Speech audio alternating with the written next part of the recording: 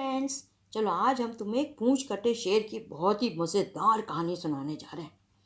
उस शेर की पूंछ किसने काटी और कैसे कटी, ये जानने के लिए तो तुम्हें पूरी कहानी सुननी पड़ेगी। चलो कहानी स्टार्ट करते हैं। बहुत समय पहले की बात है। एक गांव में एक दंपति रहते थे। मतलब एक दादा दादी रहते थे। वो बहुत गरीब थे, उनकी कोई बच्चा भी नहीं था। वो बेचारे जो हैं खुद ही थोड़ी बहुत ज़मीन में खेती बाड़ी करते हैं और थोड़ी बहुत सब्जी उगाते हैं। उसी वही सब्जी में से कुछ अपना खा लेते और कुछ बाजार में बेच देते थे। इस तरह उनका गुजारा चल रहा था। उन्हीं के गांव में बाकी लोग उनकी बस सहायता ये करते थे कि उनसे सामान खरीद लेते थे। बाकी कोई कुछ नहीं था, बाकी सब अपना अपना काम करते थे। एक बार क्या हुआ कि उनके गांव में एक शेर आ गया। अब वो शेर आता और उनके भेड़ बकरी गाय वाय को उठा के ले जाता। बड़े परेशान होके उनके घर के बाहर जो एक बाड़ा होता है ना, जिसमें फेंसिंग लगा के रखते हैं जानवरों को, तो वहाँ से वो कूद के आता और उठा के ले जाता। बहुत कोशिश करी तो एक बार उन सब गांव वालों ने मीटिंग करी कि भाई इस शेर ने तो बड़ा आतंक मचा रखा, अब क्या करें। तो उसमें से एक ने बोला कि भाई और कोई चारा नहीं है, शेर तो दिन पर दिन उसकी हिम्मत बढ़ती जा रही है। ऐसा करें कि अपने जानवरों को हम लोग अपने आंगन में अंदर रखें और वहाँ बाहर से ताला लगा लें। तो सबने बोला अच्छा ठीक है। इसलिए बोला क्योंकि भाई सबके बड़े बड़े वहाँ पे मकान थे, बड़े बड़े बाड़े थे और बड़े बड़ा आंगन भी था जिसमें ताला लगा सकते थे। लेकिन क्या हुआ कि उस शेर की तो हिम्मत बहुत बढ़ गई थी। वो अंदर भी रखा तब भी वो बड़ी ऊंची ऊंची दीवारों से कूद करके जाता और गाय बकरी मारता और उठा के फिर कूद करके वापस अपने जंगल में चला जाता। बहुत परेशान हो गए। तो एक बार फिर उनकी मीटिंग हुई गांव वालों की। तो गांव वालों ने कहा कि भाई ऐसा तो नहीं चलेगा, ये शेर तो बहुत ही ज़्यादा परेशान कर रहा है, बहुत ही इसने आतंक फैला दिया है ना, क्या पता ये कल को हमारे बच्चों को भी ले जा रहे। ऐसा करते हैं कि भाई हम लोग अपना गांव ही छोड़ देते हैं। तो सबने बोला हाँ भाई ये बात तो सही है कि जब वो ऊंची ऊंची दीवारों को फांद करके हमारे गाय बकरियों को ले जा रहा है तो बच्चों को भी मार सकता है। तो सब राजी हो गए, कहने लगे हाँ भाई ऐसा है। सब के सब बगल वाले गांव में शिफ्ट हो जाते हैं। लेकिन दादा दादी ने बोला भाई हम तो नहीं जाएंगे। तो कहने लगे नहीं चलो, कहने लगे नहीं भाई हम नहीं जा सकते, भाई हमारे पास तो पैसा नहीं, हम तो बहुत गरीब हैं और वहाँ जाएंगे तो वहाँ पे कोई काम धाम होगा नहीं, तो हम वैसे ही भूखे मर जाएंगे। इससे अच्छा है कि यहीं पर जो है शेर का ही शिकार बन जाए, हम नहीं जाएंगे। तो सब गांव वालों ने सोचा कि भाई ये दादा दादी तो जाने के लिए तैयार नहीं है, तो इनको रहने दो, चलो हम ही लोग चले जाते हैं। सब गांव वाले गांव छोड़ के चले गए। अभी दादा दादी अकेले जो हैं गांव में रहे। तो जब सब लोग चले गए तो दादी ने बोला भाई ऐसा है शेर तो हम लोग को खा जाएगा, तुमने बड़ा गलत किया। कहने की गलत क्या किया, वहाँ जाते क्या करते, भूखे मरते कि नहीं मरते, भीख मांगना कोई अच्छी बात है, इससे अच्छा तो शेर का शिकारी कर ले, हमारे को मार ले। लेकिन कहने लगा भाई भगवान ने हमको बुद्धि दी है, देखते हैं कुछ उपाय कर लेते हैं। कुछ सोचा फिर कहने लगा अच्छा ठीक है। फिर वो गए और एक बड़ा सा गड्ढा खोदा उन्होंने अपने आंगन में पीछे की तरफ, जो बाहर से भी दिखता था। खूब बड़ा सा आंगन में बड़ा सा गड्ढा खोदा और गड्ढे के ऊपर जो है खूब अच्छे वाले फूल रख दिए, खुशबू वाले पेड़ पौधे रख दिए, खूब खुशबू आ रही थी। और फिर उसमें जो है दोनों दादा दादी अंदर घुस गए और ऊपर से जो बैलगाड़ी थी ना उनके पास, उसका बड़ा सा जो पहिया होता है उससे वो गड्ढे को ढक दिया उन्होंने। और पूरे चारों तरफ पेड़ पौधे थे वहाँ पे खुशबू वाले। उसके बाद जब ये बैठे तो इन्होंने सुना कि शेर जो है गाँव आ गया करता हुआ। जब आ रहा था तो उन्होंने देखा भाई सब सन्नाटा, कोई जानवर ही नहीं। फिर आगे बढ़ा तो देखा एक बड़ा बुढ़ा सा दयनीय सा कोई बैल था, वो रहा था, वो तो चल भी नहीं पा रहा था। तो उसने बोला भाई इसको तो शिकार करेंगे, भाई हमारा तो इससे गुजारा होगा नहीं, लेकिन चलो कर लेते हैं। उसने उसको खा लिया और फिर उसके बाद कहने लगा कि इससे भाई क्या है, दुबला पतला था, कुछ पता तो चला नहीं। चलो खैर, फिर भी नींद आ गई उसको। कहने के चलो सोता हूँ। फिर टहल टहल के वो आया तो उसने देखा एक बड़ा सुंदर सा खुशबूदार जगह है, वहाँ पे पेड़ पौधे लगे कि ना, वहीं पर आराम कर लेते हैं। तो वो जो है उसी गड्ढे के ऊपर, पहिए के ऊपर, जो पहिया ढका था ना गड्ढे के ऊपर, उसी गड्ढे में सो गया। और सोने के बाद वो खर्राटे लेने लगा करके। नीचे गड्ढे में दादा दादी थे। उन्होंने बोला देखो शेर सो रहा है, यही मौका बढ़िया है।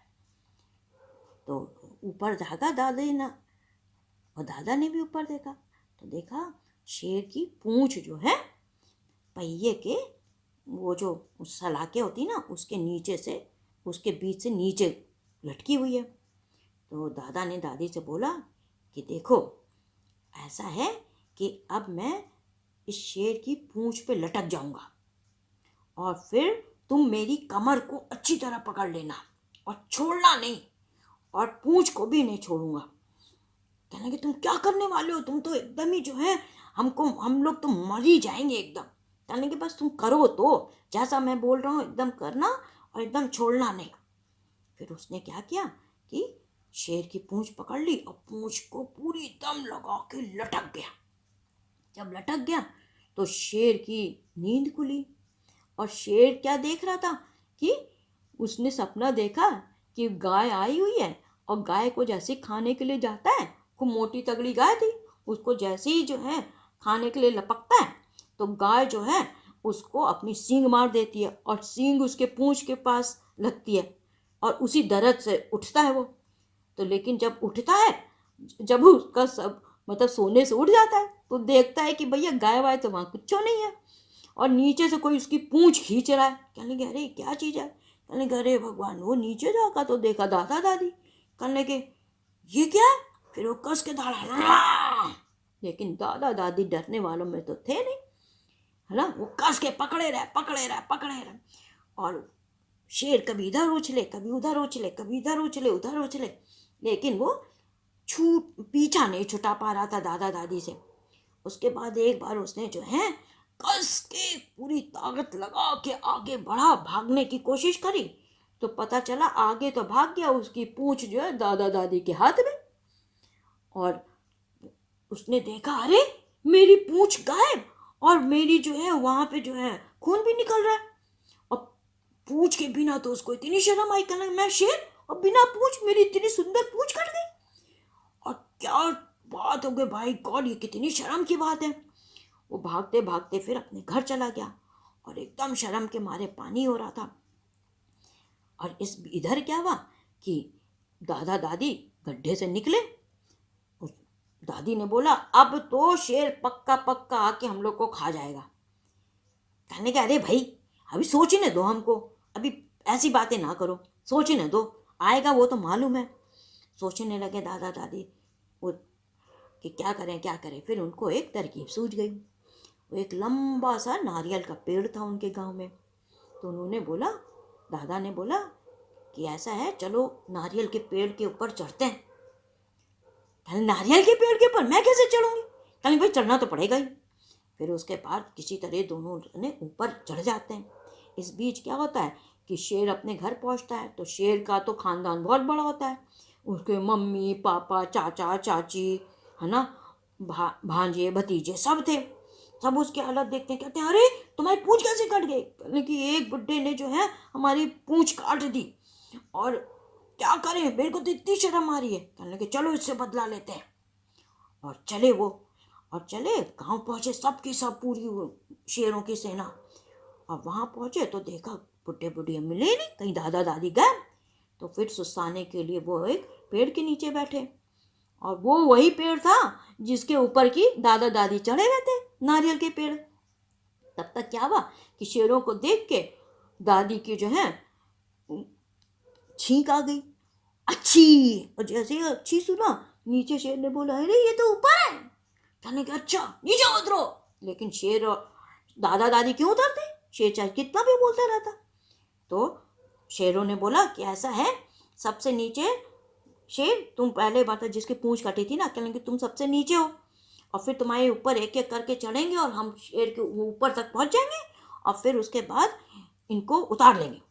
तो यही हुआ, सब ऊपर चढ़ने लगे, एक के ऊपर सबसे नीचे जो था वही था पूंछ कटा शेर। और ऊपर जब इतनी लंबी कतार देखी तो दादी रोने कहने लगी ये तो शेर आके खा जाएगा। तो दादा ने बोला अच्छा मैं सोचता हूँ। कहने लगा अच्छा ठीक है तुम कस कस के रो। अब वो और रोने लगा अब तो शेर हमको खा जाएगा, ये देखो अब तो हमको शेर खा जाएगा। तो फिर दादा बोले अरे कोई बात नहीं, ऊपर जो नारियल लगे हुए ना, मैंने जो है उस शेर की पूंछ काटी है। अब मैं उसको उस नारियल से, तुम्हें मालूम है कि मेरा निशाना एकदम सटीक बैठता है, अभी मैं इस नारियल से जो हूँ उस शेर का सर भी फोड़ता हूँ। अच्छा शेर ने, सबसे नीचे खड़ा शेर जिसकी पूंछ कटी थी ना, उसने सुना अरे ये दादा तो लगता है इसने मेरी पूंछ तो काट दी, अब मेरा सर भी काटने वाला है।